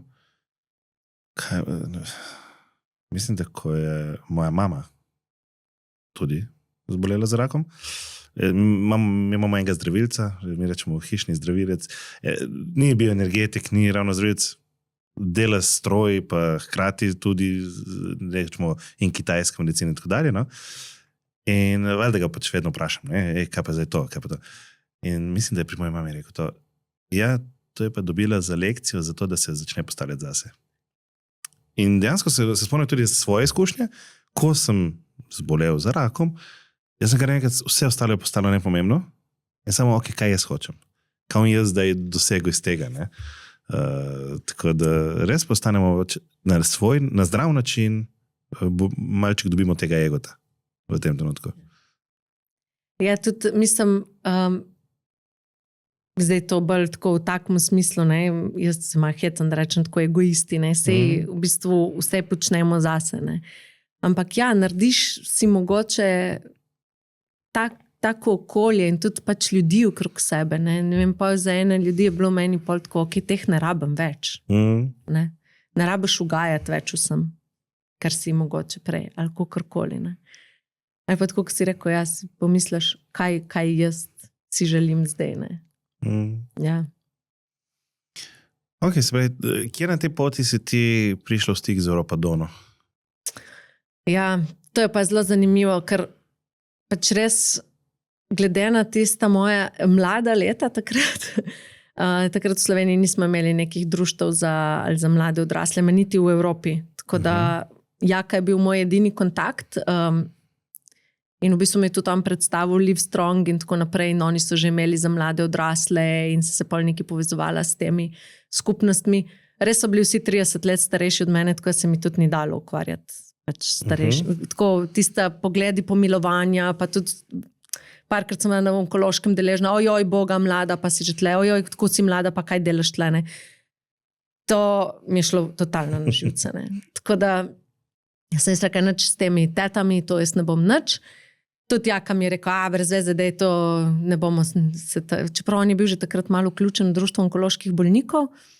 No, ampak pa sem pa šla tudi v toplice, ne, veš, tako po zdravljenju raka dojk so te toplice taka famozna stvar, ki potrebna ali nepotrebna je drugi stvar diskusije, no.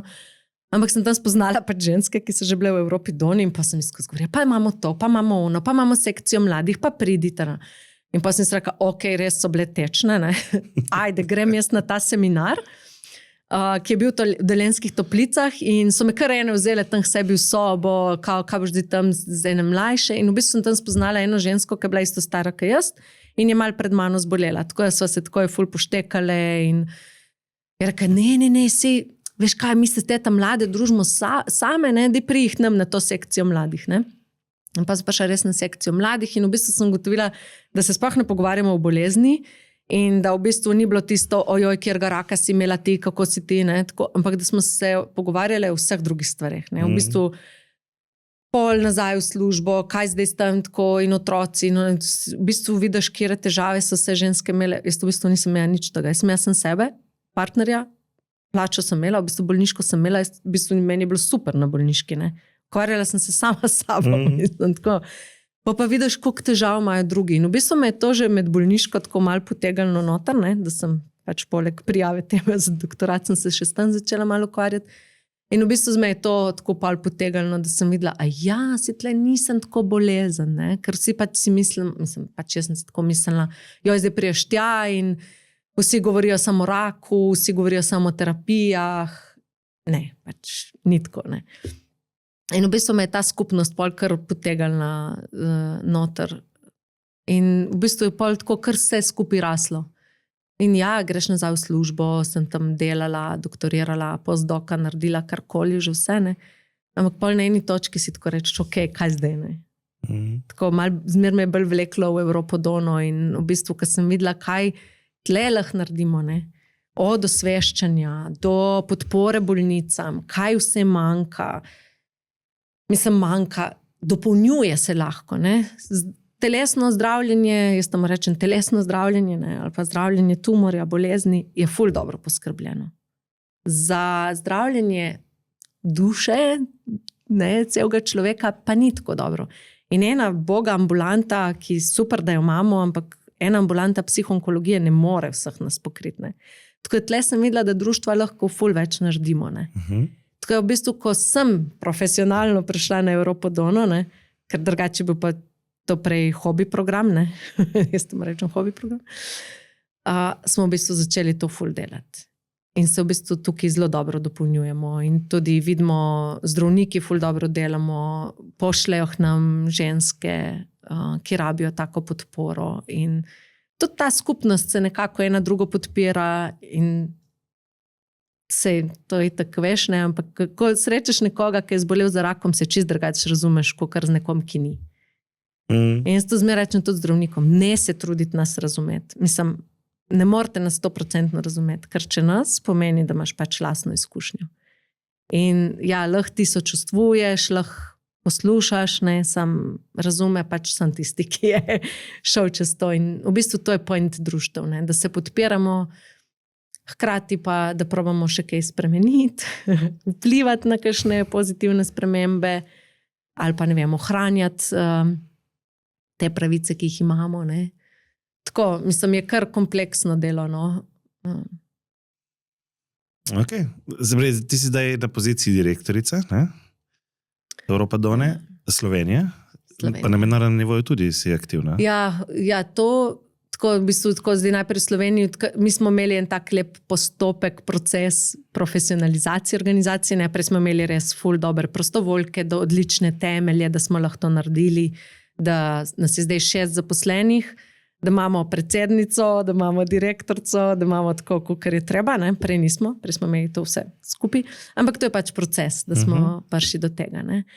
No in tako leto 2020 je bilo zame zelo zanimivo leto. Ne? Poleg tega, da je bila pandemija in COVID in vse, sem zanosila še zraven in sem še postala predsednica Evropske zveze, ker je prejšnja zbolela in odstopila tako čez noč in sem pa čez noč postala predsednica Evropske zveze Evrope Done.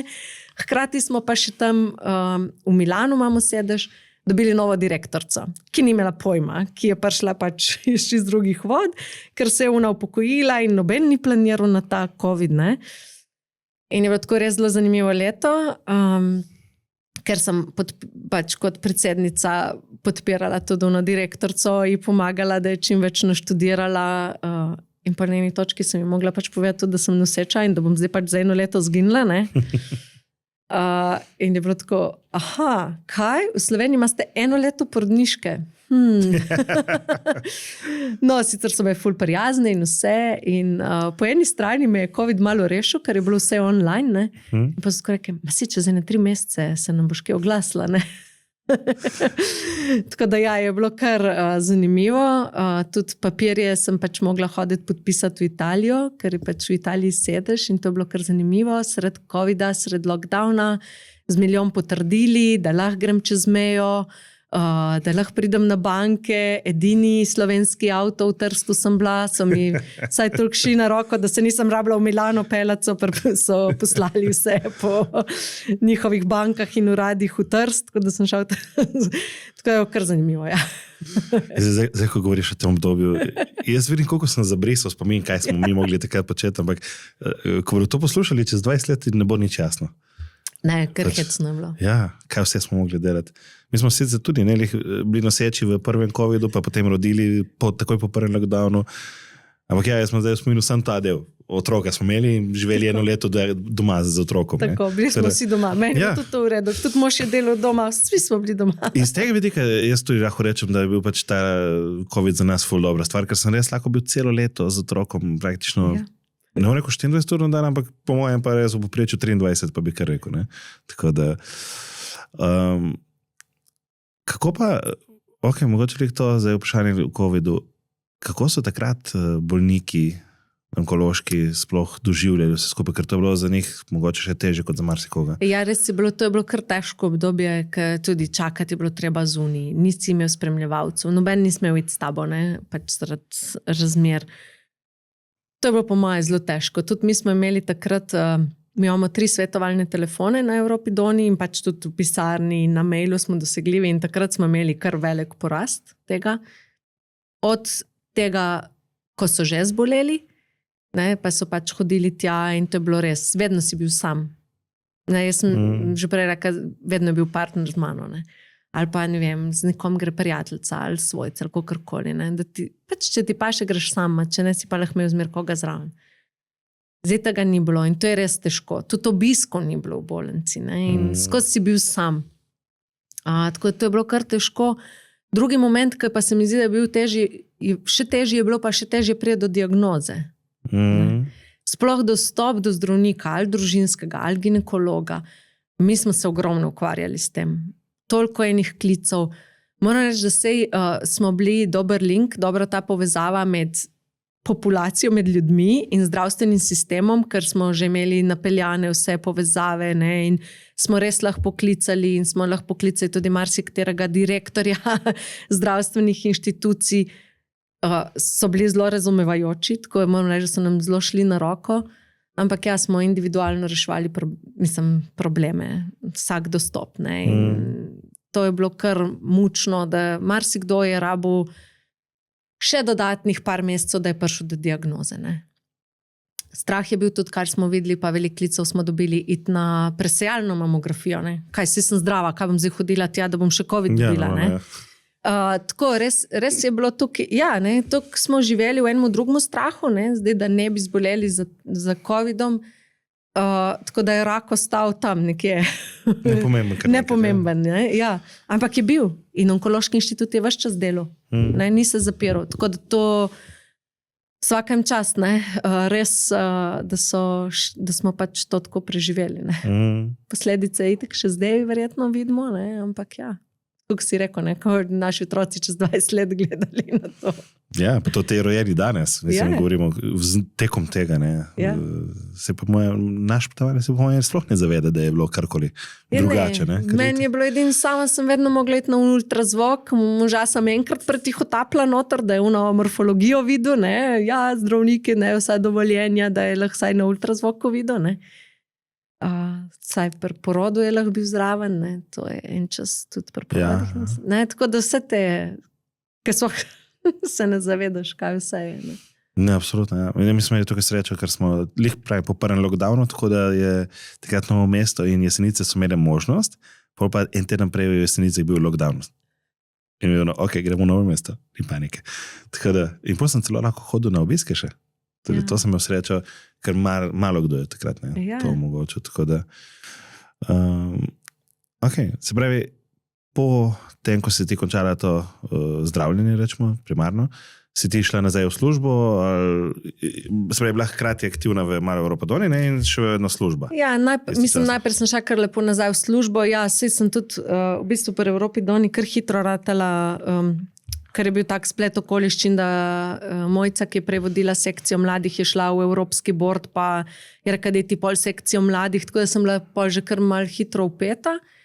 Tam 2014, pa to sem še na faksu, no, sem pa bila že malo bolj, ker sem že malo bolj noter potegalni in pa je bilo tako, ok, zdaj pa, kaj bi jaz delala po doktoratu, ne? Sicer ja, sem imela možnost ostati na faksu, ampak me je srce bolj povleklo sem in pač na eni točki sem, delala sem tudi 1 leto v službi, da sem bila pol zaposlena na faksu, pol na Evropadoni, ampak to ni bilo nikoli pol. To se skozi seliš. 2 polna delovnika, verjetno. Ja, ne, pa sem tudi takrat šefu rekla, ne, sem kaj ne obstaja part-time znanstvenik. To pač moraš brati, moraš pisati, moraš slediti, kaj se dogaja, moraš delati poskuse. Ne vem, ne moraš po 4 urah ustaviti poskus, pa reči, jaz sem zdaj končala, jaz zdaj grem, ne. Poskus traja pa 8 ur. Ne moreš, pač ne gre, ne. Tako pa sem se odločila, da tisto službo pustim, čeprav so tako subtilno probali, pa so mi kar novo pogodbo poslali. Pa sem nekaj tako, boš ti to zrihtal, ali bom jaz? Ampak ja, ne, pa sem se res odločila, no, in od 2017 sem pol profesionalno, sam full time prešla na Evropadono in v bistvu to zdaj, ja, ni v resnici moja služba, ampak to je drug problem. Ne, mislim, jaz tega ne vidim kot problem. To je pa zdaj del mojega življenja, mojega poslanstva ali kakorkoli in ni mi odveč karkoli v zvezi s tem narediti. Kaj pa je zdaj, se pravi, si omenila spremembe, ki jih še želite upeljati? Kaj so torej zdaj te recimo spremembe, ki ste jih v teh 8 letih, odkar si zraven naredila, in kaj pa še želiš? Ja, zdaj, kaj tako misliš, sistemsko ali za... Prej si omenila neke spremembe, tako da nočem... Kar misliš, da je pomembno povedati? Ne, je zagotovo en ful pomembno, mislim, kar smo res dosegli kot bolniki ali predstavniki bolnikov, Evropadona in tudi druga društva, da od 2013 imajo vse ženske dostop do ohranjanja plodnosti, ne glede na to, po 16. letu, za katerim rakom zbolijo, in to res funkcionira. Tako da to smo se trudili, postavili, to je bil mišljen narejen. In to pomeni, da razumem sprekaj, da se shranijo jajčica ali embrio? Ja, ali jajčica, ali že zarodki, ali del jajčnika, pač odvisno od starosti, odvisno od tega, ali ima partnerja ali ne. In tudi odvisno, koliko se mudi za zdravljenje. Pač vedno je treba pogledati. Se pravi, te 3 možnosti. Ja, in to funkcionira. Tako da to smo. Drugi tak pomemben sistemski vidik je bil šele sicer lani, da smo uspeli, da tudi v Sloveniji imamo zakon o pravici do pozabe, ne? Sploh ki se, ja, to mogoče še ne veš, ampak ja. Jaz nisem nič pozabil še. Ne pozabiš na nikoli in zbriše se na nikoli. Kaj to pomeni? Kadarkoli si zbolel za rakom, v bistvu nisi dobil enakih možnosti oziroma za kredite oziroma za življenjska zavarovanja in tudi jaz, če ne bi imela partnerja, pač verjetno nikoli ne bi dobila kredita za stanovanje sama No, in zdaj pač imamo končno zakon, ki odpravlja to diskriminacijo pri finančni neenakosti, sploh pri velikih kreditih, ne, to so pač stanovanjski, običajno, ali ne vem, za hišo ali karkoli, da zavarovalnice ti morajo po določenem času omogočiti tudi življenjsko zavarovanje, ki ga rabiš za kredit. Splošen čas je 7 let, naredili smo pa posebno tabelico, kdaj je manj. Kdaj je tudi 0, kdaj je 1 leto, kdaj je 3 leta, kdaj je 5 let. To smo pripravili v sodelovanju z zdravniki, ne? Pač to je vse evidence-based, ne? Z dokazi podprto. To si ni noben zmislil, pač se imamo registre raka in tako naprej. In Slovenija je bila v bistvu 7. država, ki je sprejela ta zakon. Prvi so bili Francozi, potem so seveda sledile Benelux države in tako naprej. In to smo malo, 2017 smo prvič, 2018 drugič omenili to, da bi bilo fajn, da bi to imeli, ne? Ker na podlagi tega se bojo tudi stvari spreminjale, ko sem prej omenila za posvojitve, ne? Da pač tudi tle gremo naprej. Kaj, če si ti zbolel pri 3 letih in imel tako vrsto raka, ki je popolnoma ozdravljiva in si zdaj star 25 let, ta diagnoza te vedno spremlja. V zdravniških, medicinskih kartonih bo vedno stala. Gre se za to, da se to ne sme upoštevati kot neko diskriminacijo. Ne? In v bistvu tukaj moramo čim več na tem narediti, da te ne spremlja ta štempilka zdaj do konca življenja, ne? In omejuje. Enako velja za pač kredite, življenjska zavarovanja, zdravniška potrdila in tako naprej. In v bistvu, ker pač ni bilo nekega velikega posluha in imamo srečo, da so bolniki tudi profesori prava zdaj, ne? Je pač Jaka Cepec, ne? Profesor prava na ekonomski fakulteti, sam prebolel tudi levkemijo kot mladi odrasel, pač pa smo se združili tle, ne? Evropa Dona, levkemija, limfom. Jaz sem pač lahko zagovarjala to na evropskem nivoju, se tudi vključevala v neke pogajanja, Jaka pa pač to profesionalno obvlada, tako da je Jaka spisal zakon. Ne? Pa smo rekli, ok, zdaj tle zakon je. Na srečo dobili posluh na Ministrstvo za zdravstvo. Bilo je pač treba to uskladiti z drugimi ministrstvi, ne? Pa se navadiš vse te procese, ki pač kot veterinarka jih nisem nič poznala, ne? Na srečo jih je vsaj Jaka poznal, da smo to spravili nekako, da je tudi politika začela to poslušati, da je Ministrstvo za finance to sprejelo in da je pač šlo to pol naprej v parlament. Moram reči, da so vsi, noben ni bil proti, ne? Tako da so vsaj nekje, ali pač niso bili v dvorani, niso glasovali, tisti, ki so bili, so zakon podprli in je to res vsaj neka dobra lučka, ki jo imamo in zdaj pa pač delamo naprej. Smo pa mi šli še en korak naprej in vključili še HIV pozitivne in hepatitis B pozitivne osebe, tako da je vse v tem zakonu tudi za njih, da to tudi ne sme biti diskriminirano. Ful dobro. Moram poklicati svojo agentko očitno, da me končno zavaruje. Ja, sem imel to izkušnjo, dejansko, slabe 2 leti nazaj. Mislim tako, ti pač to razkriješ, ne sme pa to biti upoštevano kot diskriminacija. Valjda ti pač poveš, si tudi lahko daš v pogled v svojo kartoteko. Ne?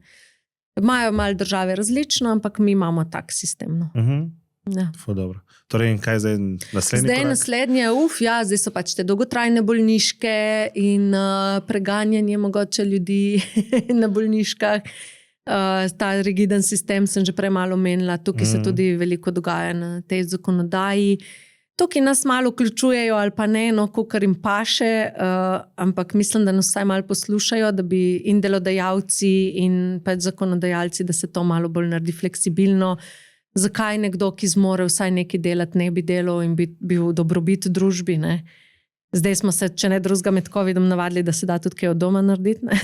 Tako da, ok, ne da se vse, ampak tam, kjer se da, pač bi bile tle malo več fleksibilnosti. Tukaj pač naša predsednica, no, moja kolegica Darja Molan, zelo upletena noter in ona to obvlada, to področje, tako da se probamo čim bolj vključiti in pripeljati ta glas pač bolnic, bolnikov, vseeno na ta področje. Drugače pa spremljamo skozi, kaj se dogaja in kako poteka, tudi kar se tiče novih terapij, da bi pač tudi bile čim prej dostopne našim bolnikom.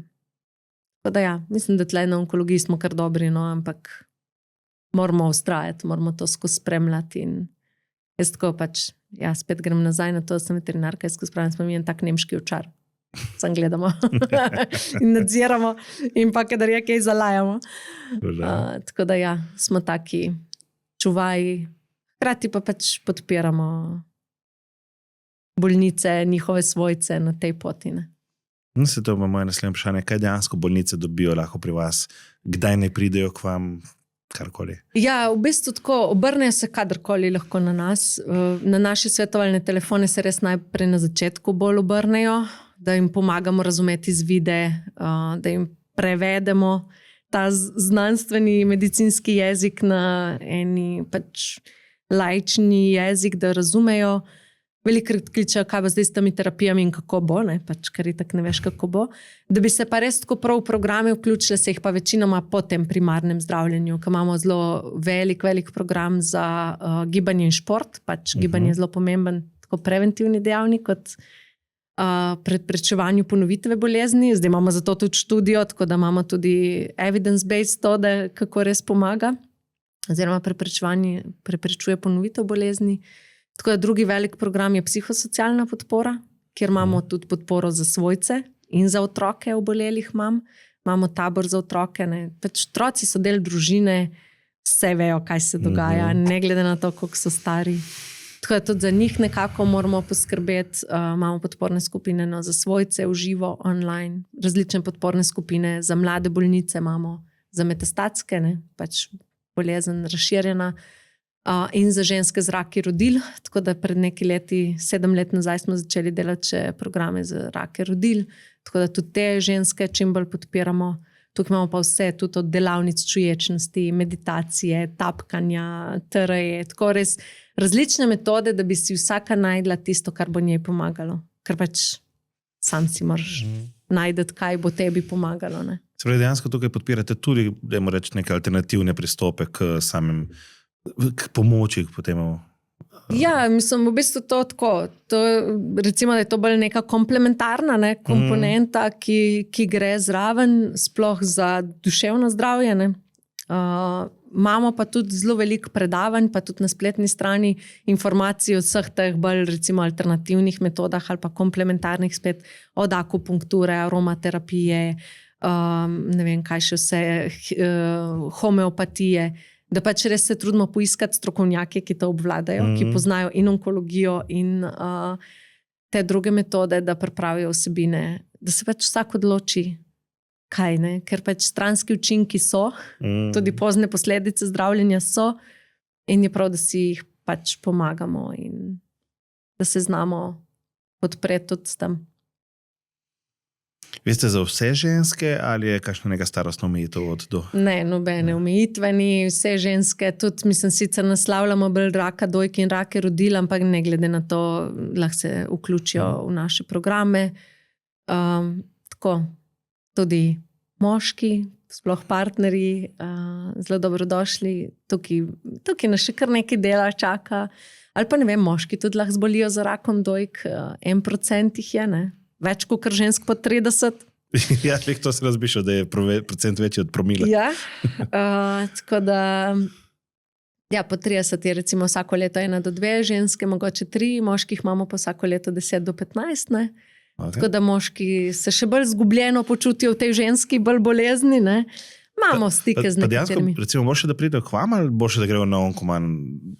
Ja, nas kontaktirajo bolj žene. Ne se lih to razmišlja, ne? Se pravi, ker ne vem, danes, če bi recimo spoznal moška, ki bi rekel, da rabi podporo, bi rekel verjetno onkoman, ne? Ja, jaz tih kar na onkomane usmeram, čeprav v bistvu tako, razen en starejši gospod, ki me je redno klical vsaka 2 meseca, se niso tako aktivno, bolj smo dobili informacijo, pač nek moški je zbolel, to je to. Ja, jih pa pol, ne vem, če se pa tako tudi kakšne žene, partnerjev, ki zbolijo za kakšnim drugim rakom, jih jaz vedno na onkomen pol usmeram. Ja.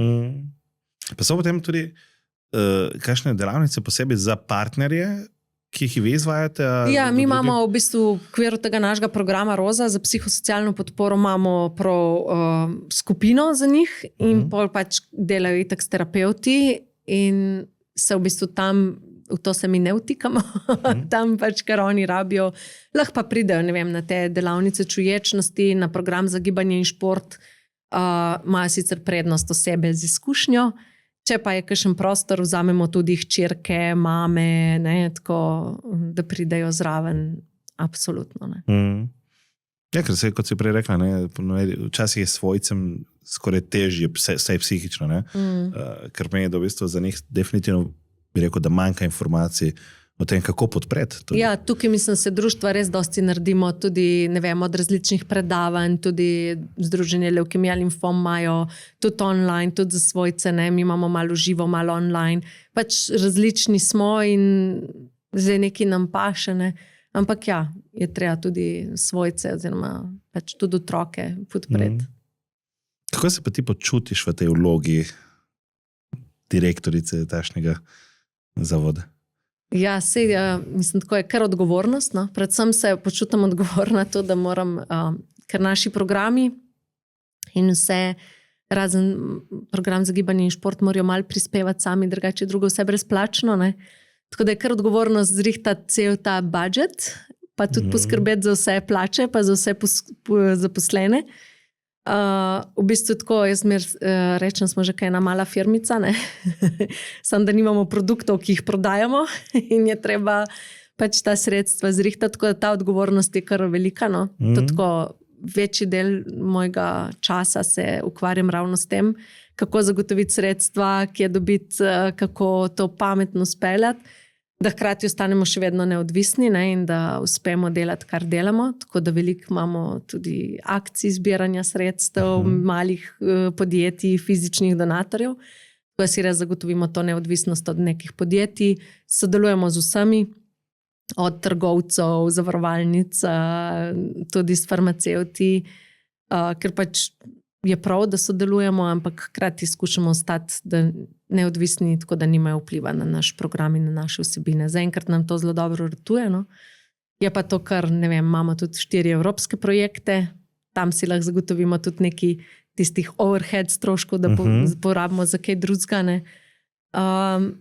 Tako da je to kar izzivno. Skje pa prije dejansko trenutno največ iz nekaj privatnega sektorja, iz donacije ali iz razpisov? Še vedno ne iz razpisov, v bistvu dobimo bolj malo. Okay. Še vedno imamo mi največji delež fizičnih donacij in srednjih in malih podjetij. Enkrat na leto gremo v zelo veliko akcijo zbiranja sredstev. Tukaj imamo profesionalno pomoč, fundraiserke, ki nam v bistvu to pomaga pripraviti, da imamo vlaganje v časopise, položnic, ne? Plus da pošljemo na, ne vem, letos smo recimo na 30,000 podjetij, ki jih ne poznamo, s katerimi ne moremo delati 1 na 1, ne, tiste, s katerimi delamo 1 na 1, so pač neki stalni partnerji in v bistvu iz tega dobimo največji delež.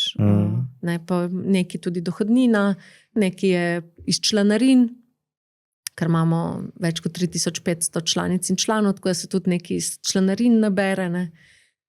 Tako da ja, drugo so podjetja, ki so malo večji donatori, ne, da 1 na 1 pol z njimi delamo, takih imamo nekje okrog 20, pa je malo Ministrstvo za zdravje, zelo malo, manj kot 5%, nažalost. Pa zdaj so ti evropski projekti, kjer kar nekaj dobimo.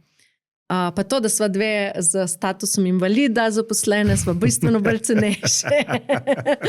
Dobimo prispevke nazaj, dobimo za preseganje kvot, tudi tle nekaj dobimo. Ja, obe dve zdarijo pač malo zaradi zdravljenja, visoke telesne okvare in kategorije invalidnosti in tako naprej. Ne. Torej, kaj recimo tebi daje tvoj status invalidnosti? Prej si menila to roko, ne? Ja, jaz sem kar visoko telesno okvaro, no, jaz sem še po starem zakonu, tako da imam te pravice vse iz tega naslova. Ja, limfedem, pač zatekanje te limfne tekočine, ker imam odstranjene vse bezgavke in obsevana sem bila tukaj. Tako, mislim, razen tega, da sem jaz ful dober benefit za mojega delodajalca, pa da mesečno dobivam mislim, da je 73 € invalidnine. Ne, tako da to je pač neka osebna pravica, ki jo imaš. Drugač pa ja, za vsakega delodajalca, ne glede na to, kje bi bila pač olajšava. Tako da to se mi zdi, da je res dobro. Pač, če že te bolezen na ta način prizadane, da pač pol imamo te socialne pravice, ki jih imamo. Ne. Ja, še vedno verjetno dosti ljudi niti ne ve za to, niti tega ne uveljavlja, ker moraš pač sam. In to je tudi eno del našega svetovanja, ki ga imamo, tudi individualnega, da pač to pomagamo ženskam vse urediti. Tudi moškim, ki pridejo do nas. Ja. Kako lahko zdaj naši gledalci pripomorejo, kam lahko grejo, če želijo donirati? Pa? Ja, če želijo donirati, na naši spletni strani imamo tudi spletno trgovino s nekaj malimi izdelki, s katerimi nas lahko podprejo, je pa tudi možnost samo donacije. Donirajo lahko prek QR kode, ki je tudi na spletni strani, prek PayPala, PayPal.me, ali pa nakažejo na naš TRR, kakorkoli. Ja, ker so nekaj še vedno, je večji del naših sredstev iz tega in to nam je res zelo pomeni. Pač, nažalost, vsak nekdo nekoga pozna. Dosti ljudi je že dobilo pri nas podporo, ki se tudi ne včlanijo, pač dobijo, ne rabiš se včlaniti, da dobiš podporo. In pol tudi taki nam seveda doskrat donirajo. Lahko postanejo tudi mesečni donatorji, imamo tudi kar veliko takih ljudi. Čez 100 imamo, mislim, da zdaj takih, ki nam mesečno nekaj namenijo. Ja, pač tako neko, kar pač ne vem, greš na eno kavo, namesto da zdaj je kava že skoraj 5 evrov, ne? Odvisno, ki greš. To, ja.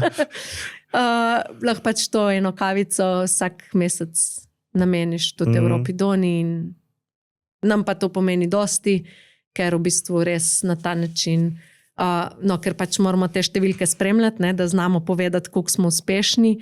Sam tako, ker sem glih malo obsedena s temi statistikami in to spremljam, smo v oktobru sam z našim Facebookom in Instagramom, ki ne plačujemo objav, ki ne dajemo nič na ta način, ampak je vse organsko imeli doseg več kot 500 000. Wow. Tako da očitno imamo neko bazo zvestih sledilcev, ki nas potem širi.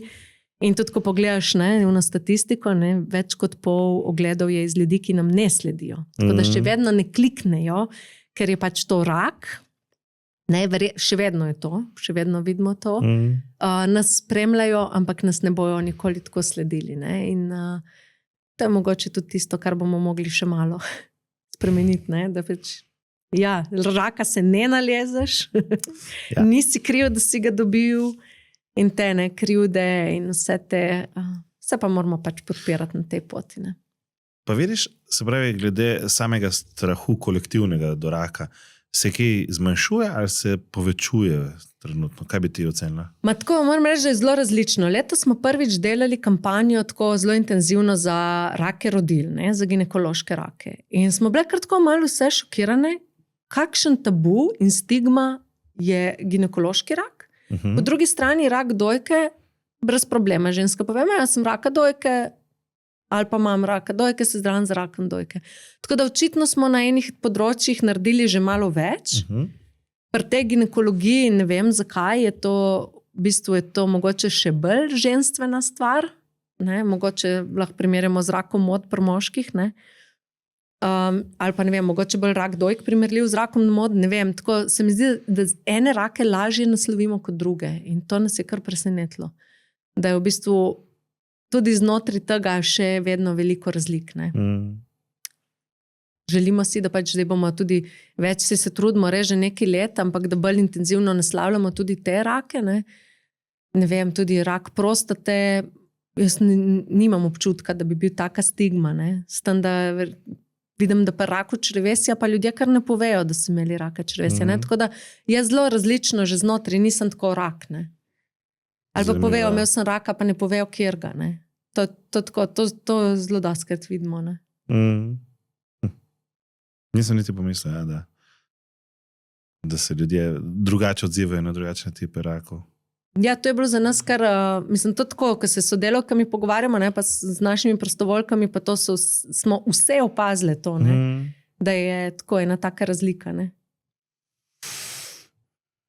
Zdaj pa evo, proti koncu, mogoče še vprašanje, tukaj si ves čas nasmejana, govoriš zelo pozitivno o vseh stvareh, ne, ampak verjetno se te še vedno dotaknejo kakšne situacije pa zgodbe.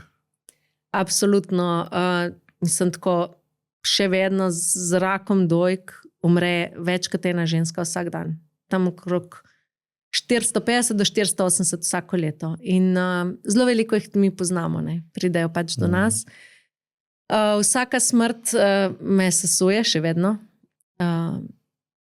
Nikoli se ne navadiš na to. Navadiš se bolj hitro to sprocesirati, ampak in mogoče zveni čudno, to tako res malo poudarim, ampak ravno te smrti mi dajo energijo in moč za naprej.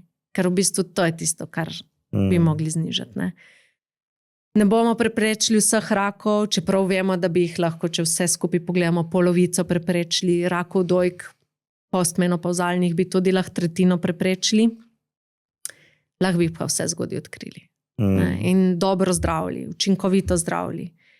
In v bistvu te smrti, te izgube, tudi tiste ženske, ki mi pustijo ali pa nam pustijo tako blizu, da smo ta čas poslavljanja z njimi, je bistveno lažje. Ne? In to so res niso lahki trenutki. Jaz sem zelo hvaležna Mojci Senčar, da me je pustila zadnje 3 mesece biti skozi njo, vsak dan v bistvu, da vidiš, kaj se dogaja. Ne? Si to ne moreš, mislim, ona je skozi govorila, vsak čuti, kaj se ti dogaja, vsak ve, zdaj sem, koliko si priznaš in koliko to pač poveš.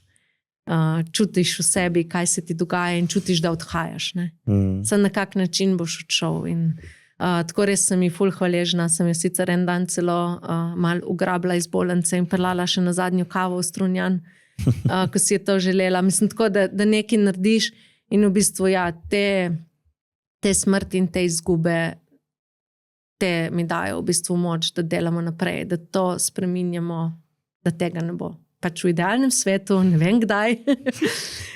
Ne upam si nič napovedati, ampak verjamem, da bo enkrat tako, da ljudje ne bojo umirali od raka, no? Da bomo umirali pač od starosti in ne vem, od skupka enih drugih bolezni, ampak da ne bo pač rak tisti.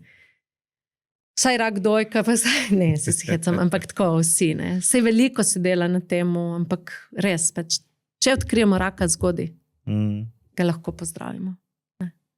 In to je to. In to, kaj se pravi, pomaga samo pregledovanje, še kaj lahko ljudje naredijo?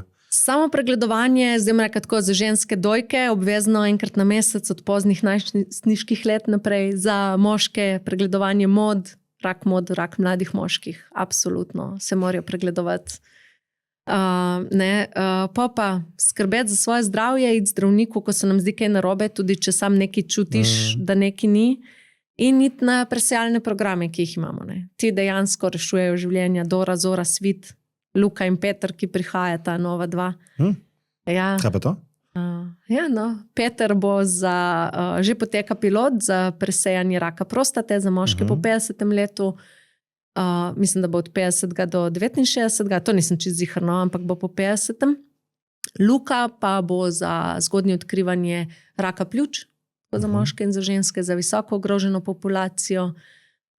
Tudi se že delajo neki piloti za kadilce, bivše kadilce in tako naprej. Ne. Tam se pa moramo pač sami deklarirati, da smo neki od tega. In bo tudi slikanje z nizkodoznim CT-jem pljuč. Ne. To so pač raki, ki jih lahko zgodaj odkrijemo. Bo pa potem še tudi za bakterijo v želodcu, Helicobacter pylori, to je tudi že en pilot bil, to je pa tudi za mlade odrasle, da se v bistvu zdravi, ker ta bakterija pa povzroča raka želodca. Tako da vedno nove stvari prihajajo, pač imamo jih, sam ne izkoristimo jih. Ne. Ženske malo bolj kot moški. Ja.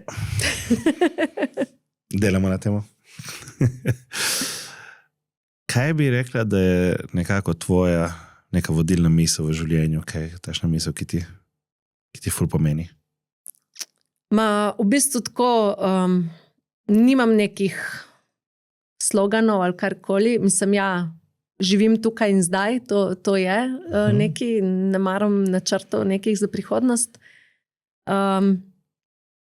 Tako da živim vsak dan, to je pač moj slogan oziroma moje vodilo in da pač se nafilam, kadar rabim, ali je to koncert, muzika, ali je to pač potovanje ali karkoli, ali je to pač samo odklop za par ur in je že zadosti. In da sem tukaj.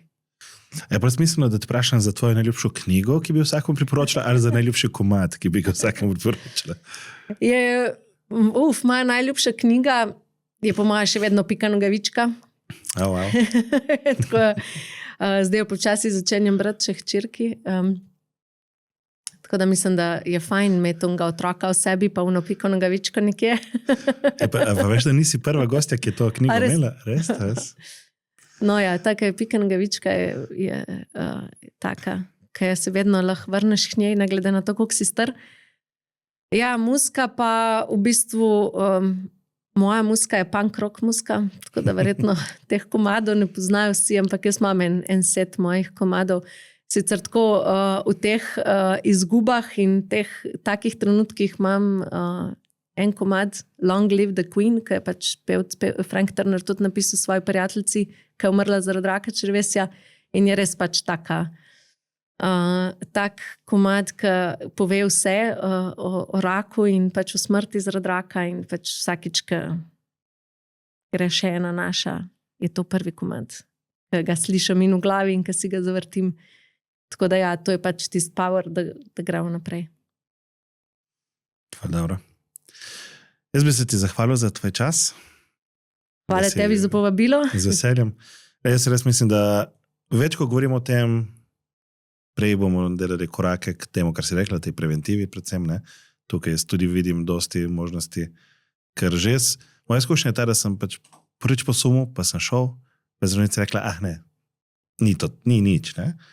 In zdaj na srečo, ki se v tistih 2 letih ni očitno kaj dosti spremenilo, ne, da sem bil še vedno dovolj zgodaj, ampak ja, lahko pa ne je bilo. Tako da imam tudi jaz osebno 2 pokojni polsestri, njuna mama, ne.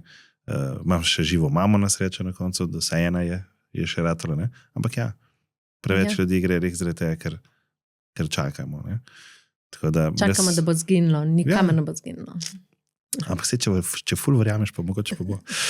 Tako da hvala za vas tvoj trud in absolutno za vse, ki nas spremljate.